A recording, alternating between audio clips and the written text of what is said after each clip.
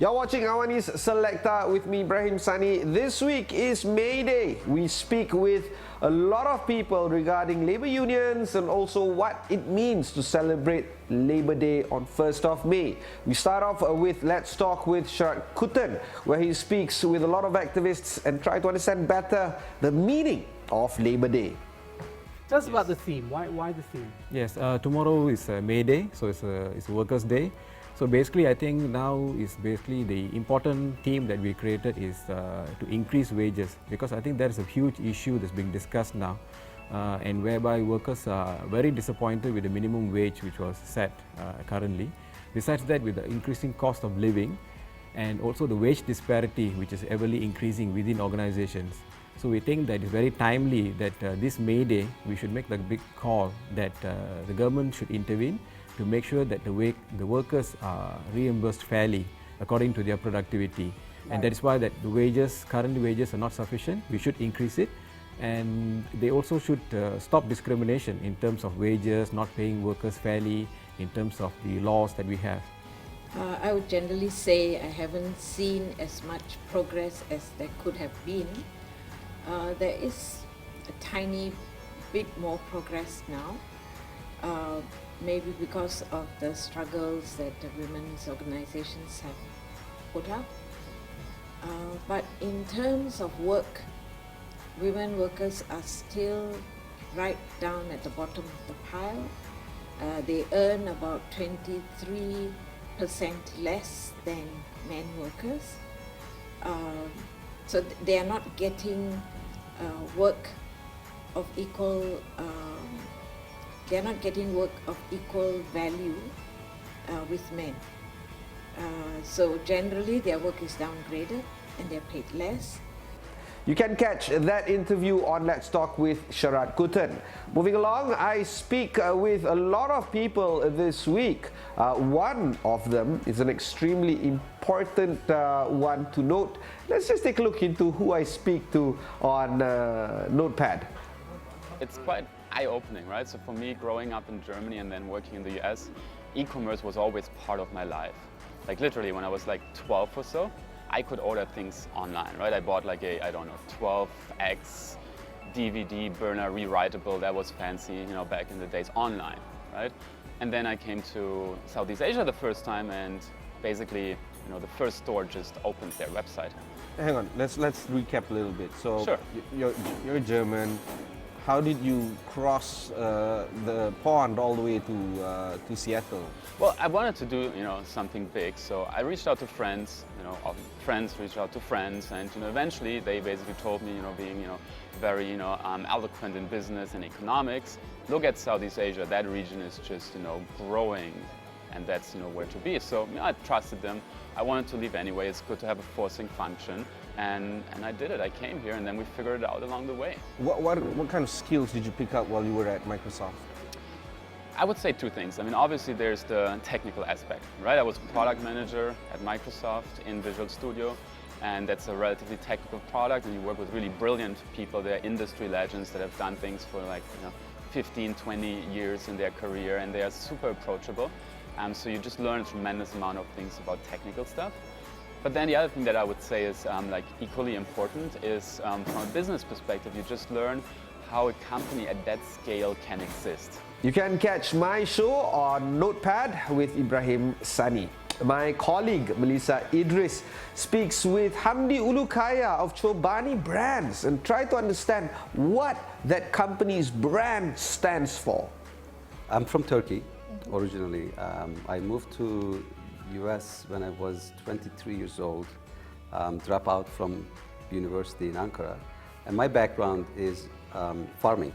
I mean, nomads, in Kurdish region in Turkey, where we would go to the mountains and would make cheese and yogurt, and then come back to town in the wintertime, and then next summer we would go up. That's the life I was grown up with. So when I moved to US, being a businessman or being an entrepreneur was far, far away from me. I never thought I would be. A political science degree. I had a political science study. I had a very interesting view on business.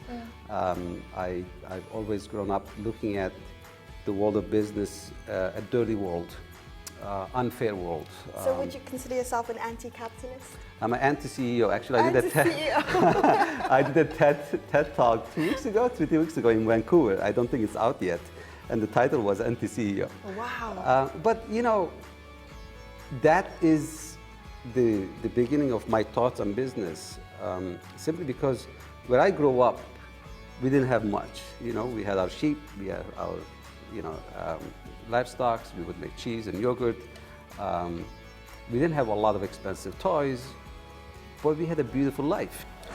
You can catch that show on The Brand. Melissa also hosts The Future is Female, where she tries to encapsulate the ideas of getting a lot of thinkers, movers and shakers on women leaders in and around the world. This week she speaks with Ivy Josiah on understanding her work through all the decades in improving the lives of Malaysians as a whole, but women in particular. I mean, it was That the was 80s, always part of it was your the 80s, I life. had just graduated. Right. And I mean, I've told the story many times.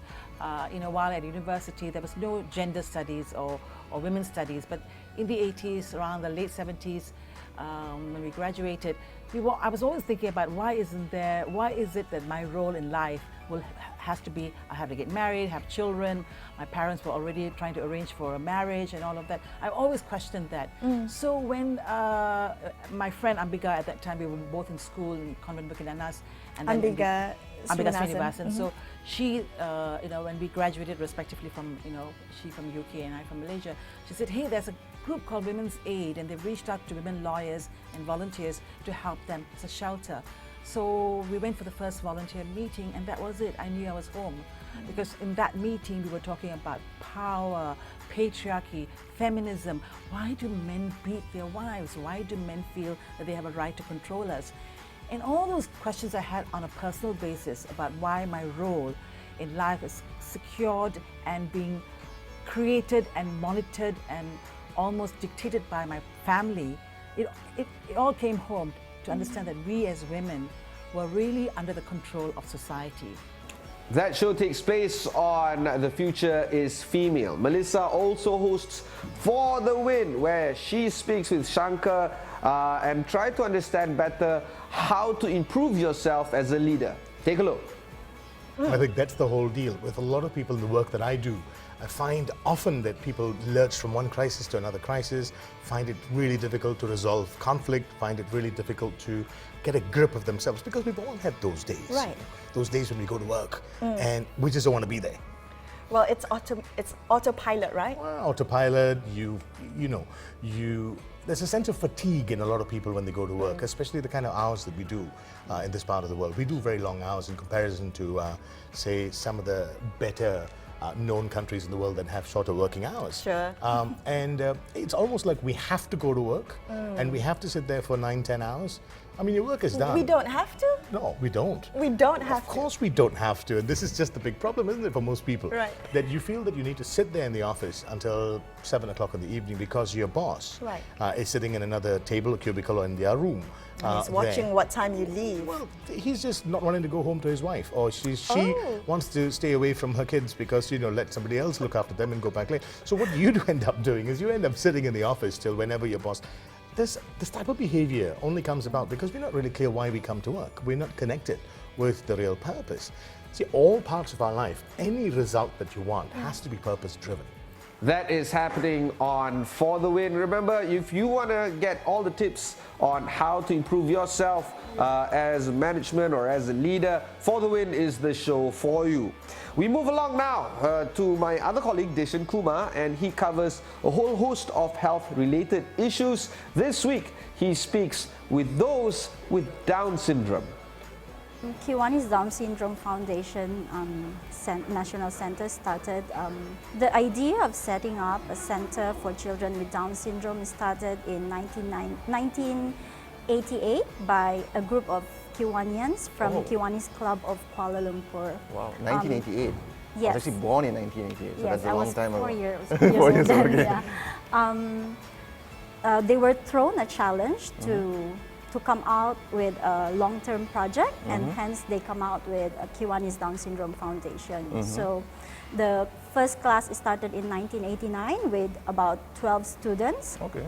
And then now 30 years later, it grew, the numbers grew into about 140 students. You guys have 140 students. And we have moved here in our own premise in Taman C. So we have our classroom facilities, therapy equipment, we have therapy rooms, sensory rooms, and we have resource and library center. We do have our waddling pool for our swimming and hydrotherapy sessions, and we also have halls for meetings and events. Okay. Yeah.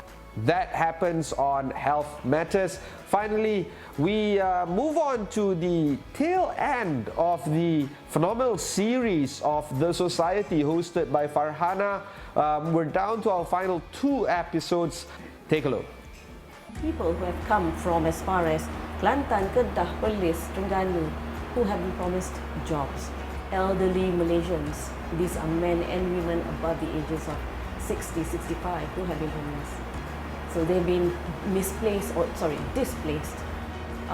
Some of them are also people who have actually chosen to be homeless because they work as day labourers.